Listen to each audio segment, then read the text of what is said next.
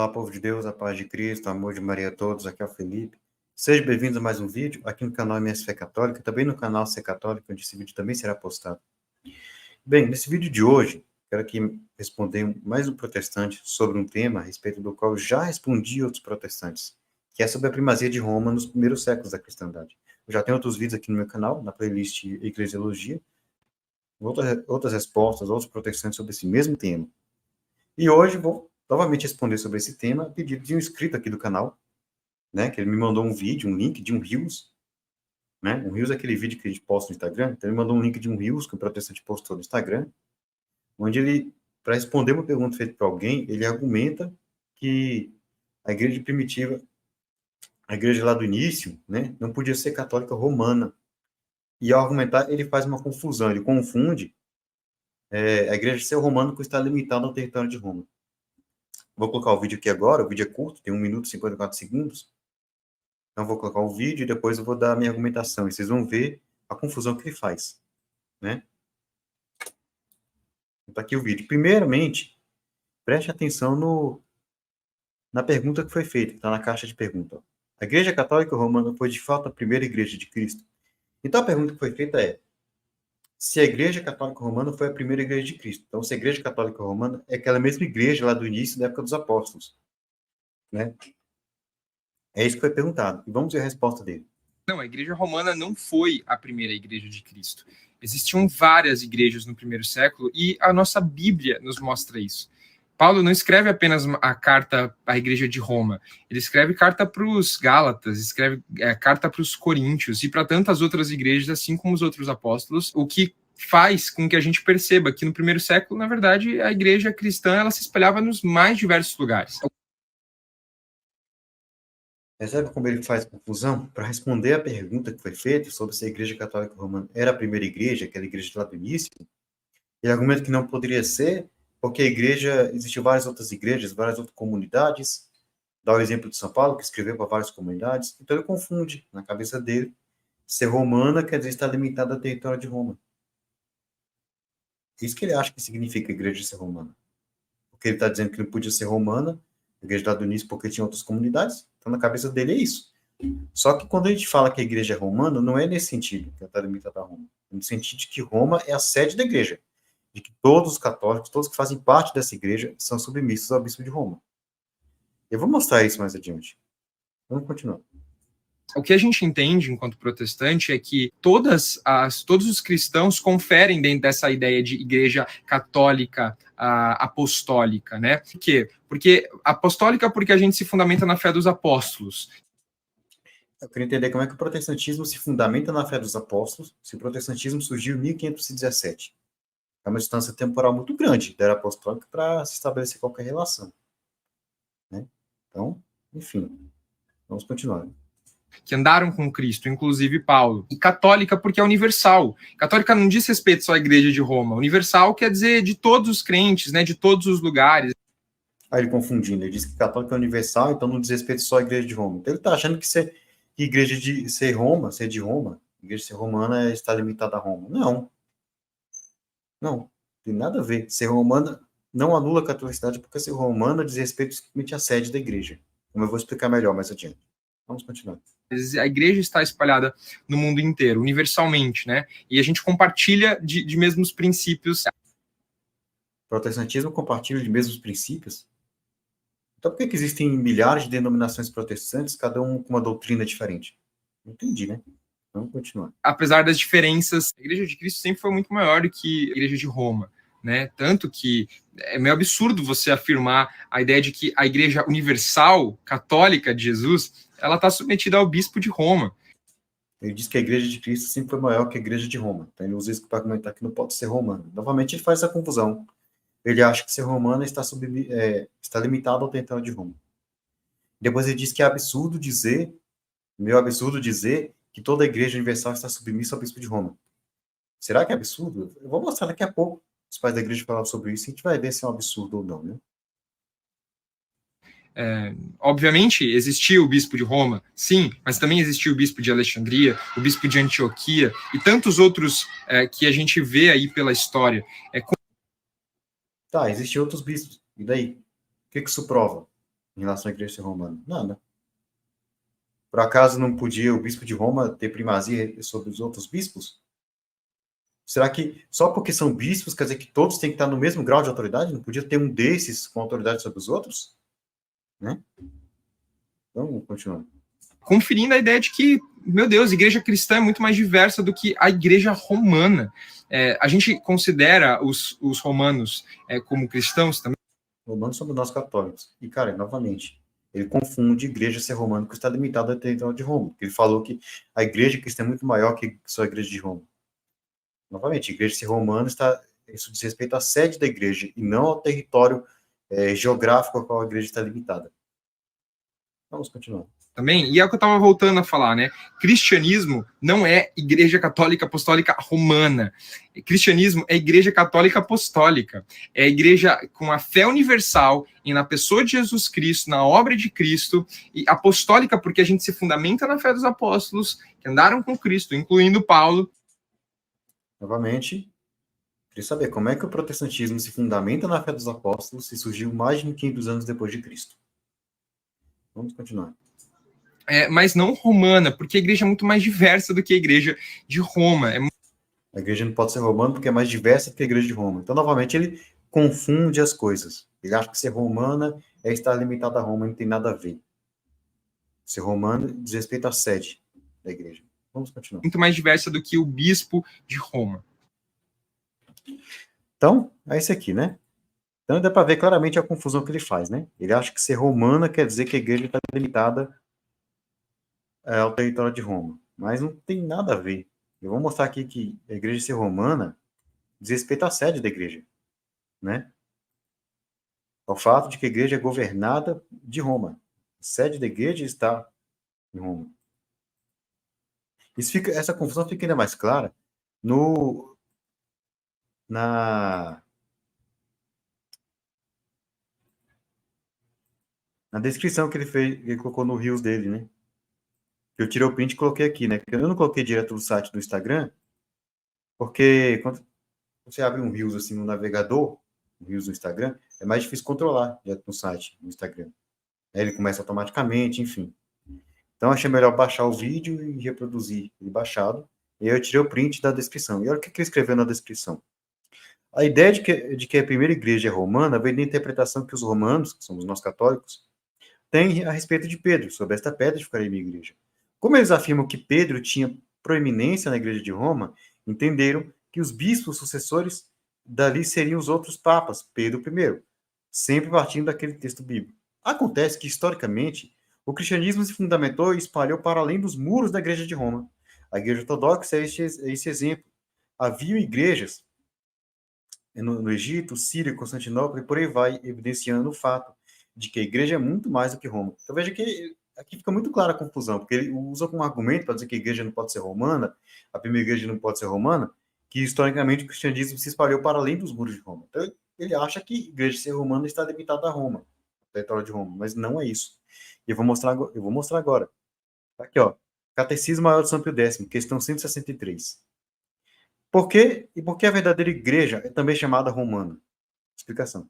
A verdadeira igreja é também chamada romana porque os 4 caracteres da unidade, santidade, catolicidade e apostolicidade são encontrados somente na igreja que tem por chefe o bispo de Roma, sucessor de São Pedro. Ou seja, em outras palavras, unidade, santidade, catolicidade e apostolicidade são as características da verdadeira igreja. Ele diz que a verdadeira igreja é romana porque essas características da verdadeira igreja estão somente na igreja que tem como chefe o sucessor de Pedro. Em outras palavras, a igreja é romana porque ela é chefiada pelo sucessor de Pedro, porque ela é subordinada ao sucessor de Pedro, que é o bispo de Roma. A igreja é romana porque ela tem como chefe o bispo de Roma, ou seja, porque ela é governada de Roma. Então, ser romano está ligado à sede da igreja, e não ao território geográfico, né, dessa igreja, mas à sede da igreja. Até porque a igreja católica é romana, mas ela é também católica, presente no mundo inteiro. Veja aqui, no mesmo catecismo de São Pio X, que significa a catolicidade da igreja. Na questão 161. Por que a igreja é chamada de católica? A verdadeira igreja é chamada católica, que quer dizer universal, porque abrange os fiéis de todos os tempos, de todos os lugares, de todas as idades e condições, e todos os homens do mundo são chamados a fazer parte dela. Ou seja, por que a Igreja Católica? Porque ela abrange os fiéis de todos os tempos, de todos os lugares, de todas as idades e condições. Fiéis de todos os lugares aqui, ó. Então não é só de Roma. Então fica mais claro. Quando diz Igreja Católica Romana, Romana aqui não diz respeito ao território geográfico da igreja. Não diz respeito, não tem nada a ver com estar limitado ao território de Roma. Não, romano diz respeito à sede da igreja, porque ela é chefiada pelo bispo de Roma, que é o sucessor de Pedro. É simplesmente por isso. Então, agora eu vou mostrar que na patrística que Roma tem primazia sobre as outras comunidades desde os primórdios da cristandade. Vou compartilhar aqui um material que eu já tinha feito para um outro vídeo que eu fiz sobre esse mesmo assunto, né? E aqui eu reuni documentos da patrística mostrando a primazia da igreja romana ali nos 4 primeiros séculos, só que eu vou mostrar aqui só até o século III, para não ficar tão longo, porque é suficiente, né? No outro vídeo eu coloquei até o 4º século, porque para aquele vídeo eu precisei até o século IV, né? Porque no outro vídeo o protestante argumentou que no outro vídeo que eu usei isso, o protestante tinha argumentado que Roma só teria se tornado sede da igreja lá pelo século V, alguma coisa assim. Enfim. Mas, vamos lá. Primeiro testemunho que eu quero trazer aqui, de Clemente de Roma, São Clemente de Roma. Viveu entre 35 e 97 depois de Cristo. Ele conheceu os apóstolos, conheceu São Paulo. Ele foi o 4º Papa. E ele escreveu uma carta para os coríntios. Ele era de Roma, escreveu uma carta para os cristãos de Corinto. Corinto fica na Grécia. Primeira carta de Clemente aos Coríntios, a saudação. No capítulo 7, 1 a 3, 57, 1 a 2, 59, 1. E ele escreveu no 96 depois de Cristo. Olha o que Clemente escreveu. A igreja de Deus que vive como estrangeiro em Roma, para a igreja de Deus que vive como estrangeiro em Corinto. Caríssimos, escrevemos todas essas coisas não só para vos advertir, mas também para lembrá-las a nós mesmos. De fato, na mesma arena, o mesmo combate nos espera. Deixemos, portanto, as preocupações vazias e inúteis e sigamos uma gloriosa e veneranda nossa e sigamos a norma gloriosa e veneranda da nossa tradição. Vejamos o que é bom, o que agrada, o que é aceito diante daquele que nos criou. Vós que lançastes os fundamentos da revolta, submetei-vos aos presbíteros e deixai-vos corrigir com arrependimento, dobrando os joelhos do vosso coração. Aprendei a submeter-vos, depondo a soberba e orgulhosa arrogância da vossa língua. É melhor para vós ser encontrados pequenos e dentro do rebanho de Cristo, do que ter aparência de grandeza e ser rejeitados de sua esperança. Se alguns desobedecem ao que nós lhes dissemos da parte de Deus, saibam eles que estão incorrendo em falta e não poucos perigos. Então aqui Clemente, de Roma, está advertindo os cristãos de Corinto, advertindo, admoestando, né? Corrigindo, ameaçando, dando ordens. Ele adverte, ele dá ordens para os cristãos de Corinto se submeterem aos presbíteros, à hierarquia da igreja, e ameaça, dizendo que se não obedecer o que ele está dizendo aqui, vão estar correndo em faltas e não poucos perigos. Ele ainda atribui autoridade divina para o que ele está dizendo aqui, porque ele fala, se alguns desobedecem ao que nós lhes dissemos, da parte de Deus, ele atribui autoridade divina para essa admoestação, essa advertência, essas ameaças, essas ordens que ele manda para os coríntios. Agora, se o bispo de Roma não tinha primazia sobre as outras comunidades, como é que o bispo de Roma está aqui mandando uma carta para Corinto, admoestando a comunidade, advertindo, né, dando ordens, ameaçando? Não faria o menor sentido se o bispo de Roma não tivesse primazia. A única explicação para essa atitude de Clemente é que ele, como bispo de Roma, tinha primazia sobre Corinto. Né? Então vamos agora para o segundo testemunho, Santo Inácio de Antioquia. Ele viveu entre 35 e 107 depois de Cristo. Assim como Clemente, ele também conheceu os apóstolos. Santo Inácio foi discípulo de São João, foi ordenado por São João, e ele foi bispo de Roma. Ele volta do ano 107, quando ele morreu, ele foi preso em Antioquia e foi levado a Roma para ser martirizado. No caminho para Roma, ele escreveu cartas a diversas comunidades, a 6 comunidades, e uma carta para São Policarpo de Esmina, que foi seu colega de discipulado, porque São Policarpo também foi discípulo de São João, né? E ele escreveu uma carta para a comunidade de Roma, e nessa carta ele escreveu o seguinte: Inácio aos Romanos, saudação, ano 107 depois de Cristo. Inácio, também chamado Teóforo, a igreja que recebeu a misericórdia, por meio da magnificência do Pai Altíssimo e de Jesus Cristo, seu Filho único. A igreja amada e iluminada, pela bondade daquele que quis todas as coisas que existem, segundo fé e amor dela por Jesus Cristo, nosso Deus. A igreja que preside na região dos romanos, digna de Deus, digna de honra, digna de ser chamada feliz, digna de louvor, digna de sucesso, digna de pureza, que preside ao amor, que porta a lei de Cristo, que porta o nome do Pai. Eu a saúdo em nome de Jesus Cristo, Filho do Pai. Aqueles que física e espiritualmente estão unidos a todos os seus mandamentos, inabalavelmente repletos da graça de Deus, purificados de toda coloração estranha, e eu lhes desejo alegria pura em Jesus Cristo, nosso Deus. Eu vejo que ele tece aqui uma série de elogios que ele só dirige à igreja de Roma. Você pode ler todas as 7 cartas de Santo Inácio. A nenhuma outra comunidade ele dirige todos esses elogios, só para Roma. Ele ainda diz que Roma é a igreja que preside na região dos romanos. Ou seja, ele está dizendo então que Roma, a comunidade de Roma, a igreja de Roma, ela governa o mundo cristão de Roma. Ali é a igreja que governa o mundo cristão de Roma. Então, isso aqui é uma afirmação clara da primazia de Roma. E Roma era a sede do cristianismo. Ele ainda diz que era a igreja que preside o amor, e diz que Roma é a igreja que porta a lei de Cristo em nome do Pai. Eu pergunto, as outras comunidades portavam a lei de Cristo em nome do Pai? Com certeza. Mas por que ele só escreveu isso para Roma? Por que não escreveu isso para as outras comunidades, para as quais ele escreveu também? Porque todas as outras comunidades estavam submissas a Roma. Então, se Roma porta a lei de Cristo em nome do Pai, todas as outras comunidades também portam a lei de Cristo em nome do Pai. Se não houvesse essa submissão a Roma, não faria sentido. Ele dizia só para Roma que é a igreja que porta a lei de Cristo em nome do Pai. Ele teria que ter dito para as outras comunidades também. Mas como as outras comunidades são submissas a Roma, não foi necessário, pelo que eu já expliquei aqui, né? Vamos continuar. Agora vamos para São Policarpo de Esmina. Ele viveu entre 69 e 155 depois de Cristo. Ele conheceu pelo menos São João, foi discípulo de São João Apóstolo, bispo de Esmirna. E ele foi para Roma discutir com o Papa Aniceto a questão da data da Páscoa. Aniceto foi Papa entre 154 e 166 depois de Cristo. Aí, cruzando as datas, quando São Policarpo viveu e Aniceto foi Papa, vamos deduzir que São Policarpo foi a Roma encontrar o Papa Aniceto no fim da vida dele. São Policarpo morreu em 155 depois de Cristo. Aniceto se tornou bispo de Roma, Papa, em 154 depois de Cristo.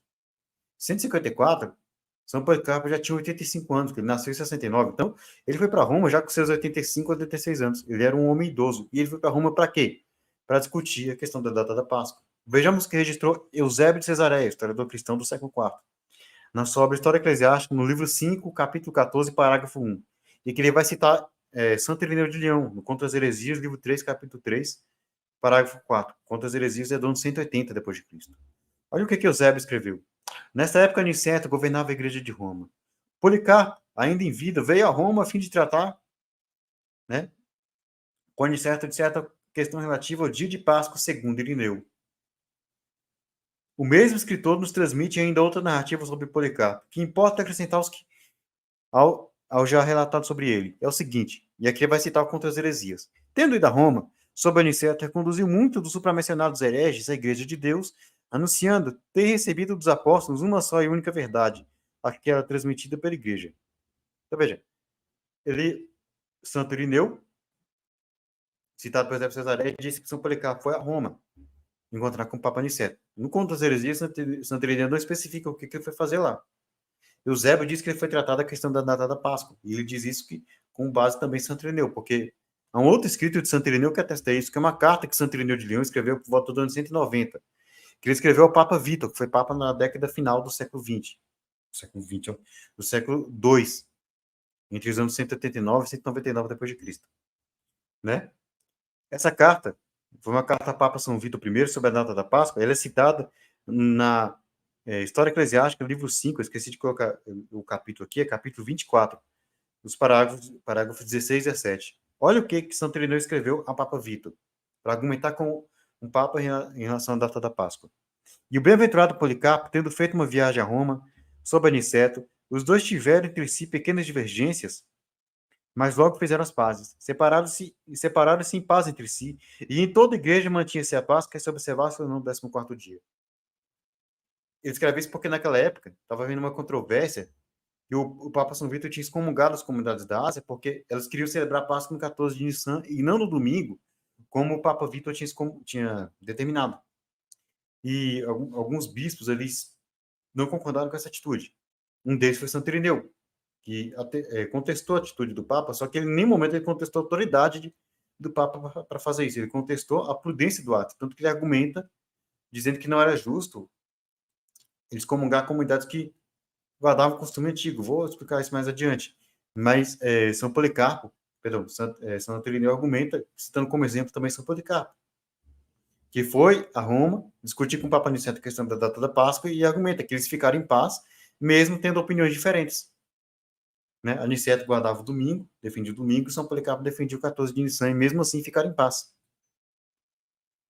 Então, Policarpo foi a Roma discutir com o Papa Aniceto. Ele, com 85 anos, ele saiu de Esmina, que ficava na província da Ásia Menor, que é a atual Turquia, e foi atualmente a parte asiática da Turquia. E ele viajou até Roma para discutir com o Papa Aniceto a questão da data da Páscoa. Agora, para que ele se deu esse trabalho sendo idoso, numa época que não tinha avião, não tinha ônibus, não tinha carro, não tinha os meios de transporte modernos? Então, naquela época, uma viagem dessa, de Esmina para Roma, era uma viagem longa e cansativa, principalmente para um idoso. Uma viagem que tinha que ser feita um papel no ombro de um animal. Então, longa e cansativa, principalmente para um idoso. Então, por que ele se deu esse trabalho de fazer essa viagem longa e cansativa se o bispo de Roma não tinha autoridade sobre todas as outras comunidades? Não teria por que ele dar esse trabalho. A única explicação para ele ter se dado esse trabalho é se ele reconhecia a primazia do bispo de Roma. Ele reconhecia que o bispo de Roma tinha autoridade sobre as comunidades da Ásia, tinha autoridade para resolver uma questão que surgiu nas comunidades da Ásia. Né? Ele era de uma comunidade da Ásia, ele era de Esmina, na atual Turquia, né? Onde hoje é a Turquia, que na época era a província romana da Ásia Menor. Então, ora, a única explicação para ele ter se dado o trabalho de viajar até Roma, uma viagem longa e cansativa, sendo ele um idoso, é que ele reconhecia a primazia do bispo de Roma, reconhecia que ele tinha autoridade sobre as comunidades da Ásia para resolver a questão. Então, isso aqui é mais uma prova da primazia do bispo de Roma, no século II, meados do século II. Vamos agora para Santo Irineu de Leão, que ensinou sobre a obediência à Sé romana. Santo Irineu viveu entre 130 e 202 d.C. Volta dos anos 180 e escreveu a obra Contra as Heresias. E no livro 3, capítulo 3, parágrafo 2 dessa obra, ele escreveu o seguinte: mas visto que seria coisa bastante longa elencar numa obra como essa, as associações de todas as igrejas, limitamos a maior e mais antiga e conhecida por todos, a igreja fundada e constituída em Roma, pelos dois gloriosíssimos apóstolos, Pedro e Paulo, e indicando essa tradição recebida dos apóstolos e a fé anunciada aos homens, que chegou até nós pelas sucessões dos bispos, refutaremos todos os que de alguma forma, quer por infatuação ou vanglória, quer por cegueira ou por doutrina errada, se reúnem prescindindo de qualquer legitimidade. Com efeito, deve necessariamente estar de acordo com ela, por causa da sua origem mais excelente, toda a igreja, isto é, os fiéis de todos os lugares, porque nela sempre foi conservada de maneira essencial a tradição que deriva dos apóstolos. Acho que não precisa ser mais claro do que isso. Tá? Santo Irineu está afirmando com todas as letras que é necessário ser submisso ao bispo de Roma. Vamos continuar. Agora, o caso do Papa São Vítor, que foi Papa entre os anos 189 e 199 d.C., ali mais ou menos a década final do século II. E a controvérsia da data da Páscoa. Eusébio de Cesareia, vou usar aqui Eusébio de Cesareia, na História Eclesiástica, livro 5, capítulo 24, parágrafos 1, do 9 ao 11 e 13. Ele narra o seguinte: os bispos da Ásia, contudo, sob a direção de Polícrato, insistiam em afirmar que se devia conservar o antigo e primitivo costume que lhes foi transmitido, que é o costume de celebrar a Páscoa no 14 de Nissan, que é o mesmo dia que os judeus celebram a Páscoa deles. Diante disso, o chefe da Igreja de Roma, Vítor, resolveu afastar da unidade comum globalmente as comunidades de toda a Ásia, e simultaneamente as igrejas vizinhas como sendo heterodoxas, e publicou tal decisão por carta e proclamou que todos os irmãos dessas igrejas, dessas regiões, sem exceção, achavam-se fora da unidade da igreja. Opuseram-se a Vítor de modo muito incisivo. Entre eles achava-se também Irineu, que escreveu em nome dos irmãos que dirigia na Gália. Em primeiro lugar, declara que somente no domingo se devia celebrar o mistério da ressurreição do Senhor. Depois exorta delicadamente Vítor a não apartar da comunhão igrejas de Deus inteiras que conservam a tradição de antigo uso. E há muitas outras razões, adita, ou seja, acrescenta as seguintes expressões. E aqui vai citar a mesma carta de Santo Irineu, onde ele citou São Policarpo. O exemplo de São Policarpo, que eu li alguns minutos atrás, um pouco antes, né? Eusébio transcreve essa carta na íntegra. E veja o que Santo Irineu escreveu. Isso aqui são um trecho da carta, né? A diversidade de observâncias não surgiu agora, ou seja, o costume de celebrar a Páscoa no 14 de Nissan. Em nossos dias, mas há muito sobre os nossos predecessores, que, sem se prenderem à exatidão, talvez conservam esse costume em sua simplicidade com características particulares, e a transmitiam aos pósteros. E todos eles conservam a paz entre si, e nós também conservamos entre nós mutuamente a paz. Então ele argumenta mostrando o quê? Que foi um ato imprudente. Não era justo excomungar comunidades que celebravam, mantinham um costume antigo. E ele argumenta mostrando o quê? Que as comunidades da Ásia que celebravam o 14 de Nissan conseguiam ficar em paz com quem celebrava no domingo. Ou seja, a argumentação é que o ato do Papa foi imprudente. Se você pegar e ler todo o capítulo 24 do livro 5 da História Eclesiástica, em momento algum Eusébio vai mencionar que alguém contestou a autoridade do Papa Vitor para excomungar comunidades da Ásia. Não, ninguém contestou a autoridade dele. O que contestaram é a prudência do ato. O que mostra que eles reconheciam a autoridade do Papa Vitor para excomungar. Então é mais uma prova de que ele tinha primazia, sendo bispo de Roma. Se o bispo de Roma não tivesse primazia sobre as outras comunidades, a primeira coisa que queriam contestar sobre o ato dele não é a prudência do ato, mas sim a autoridade. A primeira coisa que ia contestar é se ele tinha autoridade para excomungar. Ninguém ia contestar, primeiramente, se foi prudente, mas sim se ele tinha autoridade para excomungar. E isso ninguém contestou. Vamos seguir. Agora eu vou citar Tertuliano e São Cipriano de Cartago. Eles viveram no século III. Tertuliano viveu entre 160 e 220 d.C. E Tertuliano viveu entre 200 e 250 d.C. E eles, os dois, afirmaram a autoridade de Roma. Na sua obra Prescrição contra os Hereges, no capítulo 36, Tertuliano escreveu o seguinte: Acaia está muito perto de ti, na qual encontras Corinto. Como não estás longe da Macedônia, tens Filipos. E lá também tens os Tessalonicenses. Como podes cruzar para a Ásia? Obtens Éfeso. Visto que, além disso, estás perto da Itália, tens Roma. De onde vem, até em nossas próprias mãos, a própria autoridade dos próprios apóstolos. Quão feliz é a sua igreja, na qual os apóstolos derramaram toda a sua doutrina junto com seu sangue. Onde Pedro suporta uma paixão como a do seu Senhor. Onde Paulo ganha uma coroa e uma morte como a de João, no caso de João Batista, né? Onde o apóstolo João foi mergulhado pela primeira vez, ileso em óleo fervente, e daí enviado para o exílio na ilha. Veja que Tertuliano afirma com todas as letras que de Roma vem até as nossas próprias mãos a autoridade dos apóstolos. Eu acho que não precisa ser mais claro do que isso, né? Em todas as letras afirmando a primazia de Roma, a autoridade de Roma sobre toda a igreja. Agora, São Cipriano de Cartago, na carta 5414, escrito por volta de 250 d.C. O escrito de Tertuliano é do ano 200 mais ou menos. São Cipriano, no ano 250 d.C., na carta 5414, ele escreveu o seguinte: Depois de tais coisas, além disso, eles, os hereges, ainda ousam, um falso bispo, tendo sido nomeado para eles por hereges, zarpar e levar cartas de pessoas cismáticas e profanas ao trono de Pedro e à principal igreja, e onde a unidade sacerdotal toma sua fonte, e não considerar que esses eram os romanos, cuja fé foi elogiada na pregação do apóstolo, a quem a incredulidade não poderia ter acesso. Veja que São Cipriano, ele diz que em Roma está o trono de Pedro, e está se referindo a Roma. Ele diz que Roma está no trono de Pedro, ele chama Roma de principal igreja, de onde a unidade sacerdotal toma sua fonte, e diz que aos romanos a incredulidade não poderia ter acesso. Eu acho que não preciso falar mais nada, né? Claramente provando aqui que a igreja de Roma tem primazia. Ele diz que é a principal igreja, então é a mais importante. Então, primazia de Roma, não precisa ser mais claro do que isso, né? Então, era isso que eu queria mostrar aqui hoje, né? Como deu para ver claramente, os pais da igreja atestam a primazia de Roma lá nos 3 primeiros séculos, é muito claro. Roma é a primazia. Hoje, a fé apostólica, a igreja corrompeu já na era dos apóstolos, porque o testemunho mais antigo é do ano 96. Mas como é um absurdo dizer que a igreja se corrompeu na era dos apóstolos em qualquer época, a conclusão mais lógica é que isso aqui é a fé apostólica. Os apóstolos estabeleceram a igreja de Roma, né? A igreja saiu de Jerusalém e se fixou em Roma, a sua sede. A Constituição de Jerusalém fixou sua sede em Roma. Os apóstolos fizeram isso. Então, o que o protestante falou está totalmente equivocado, né? Primeiro que não compreendeu o que significa ser romano, e segundo, parece que não compreende, não entende, não conhece a história da igreja, ou é desonesto, mas enfim. Então é isso que eu queria mostrar, espero que tenha ficado claro.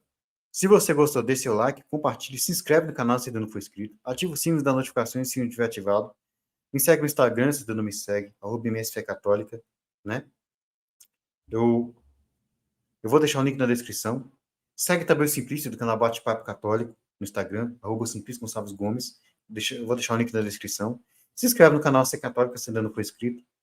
Ativa o sino das notificações se não tiver ativado lá. Deixe seu like lá também. Compartilhe, divulgue o canal Ser Católica. Siga a página do Ser Católica no Facebook, né? A Ser Católica. Eu vou deixar o link na descrição. Se inscreva também nos outros canais católicos. Tem o canal Bate-Papo Católico do Simpício, o canal Universo Católico do Carlos André Perim, tem o canal Informação Católica do Mateus, tem o canal Hora do Macabeus, do Cris Macabeus, o canal do Robson 2.0 do Robson, tem o canal Escatologia Petrista, o novo canal do Cris do Robson. Excelente canal, para quem quiser entender o Apocalipse a partir de uma visão racional. Tem o canal do Missionário Daniel Silveira, Pregador do Arte, Comentários Bíblicos Católicos, canal do Cláudio Campos, que leva o nome dele, Estudo da Doutrina Católica, o canal do professor Eduardo Farica, Catolicismo Blindado, canal do Diácono João Victor Mariano, que leva o nome dele. E é isso, né? Paz bem a todos. Já ia me esquecendo. Tem vários outros canais que eu gosto, que eu indico, que eu recomendo. Vai na aba de canais recomendados do meu canal e tá lá as minhas indicações, meus canais que eu indico. Então é isso. Paz bem a todos. Salve Maria Santíssima. Viva Cristo Rei. Fico por aqui. Até a próxima e tchau.